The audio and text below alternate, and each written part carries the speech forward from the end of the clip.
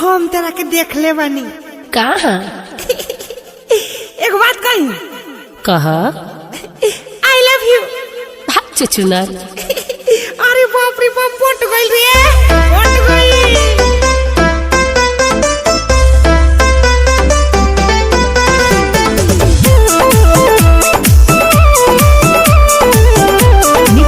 By J Kamlesh मनोर बाजार अलपुरा।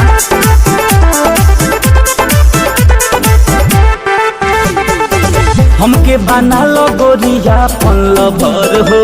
देखी गोराई तोहर होखे न सबर हो। अच्छा।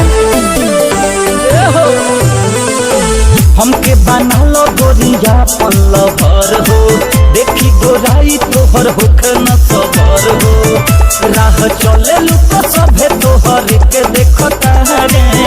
हमरा चौकर में देखा हो जादू जानो बड़े एगो भीख मांगता रे एगो जूता सिलता रे। हमरा चौकर में देखा हो जादू जानो बड़े एगो भीख मांगता रे एगो जूता सिलता रे। दे दे राम दिला दे राम देवे वाला सीताराम। बाय जे कमलेश मनोर बाजार अलपुरा।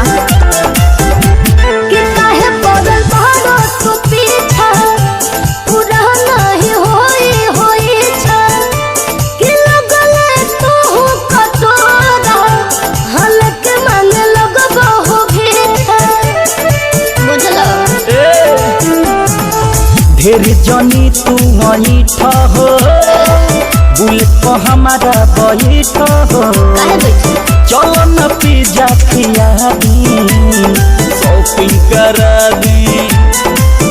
सब देखी के रानी तोहर के जियता रे।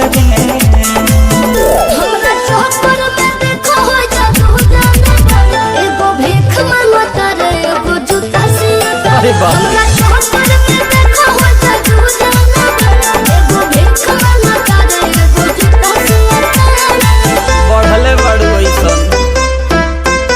मिक्स बाय जे कमलेश मनोर बाजार अलपुरा।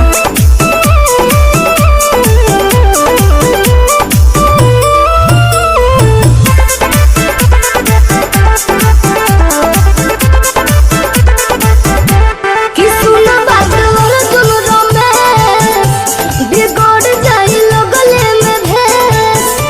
कि झूठो करे पड़ी ये लाठी, हंसुना हो हमरा पके।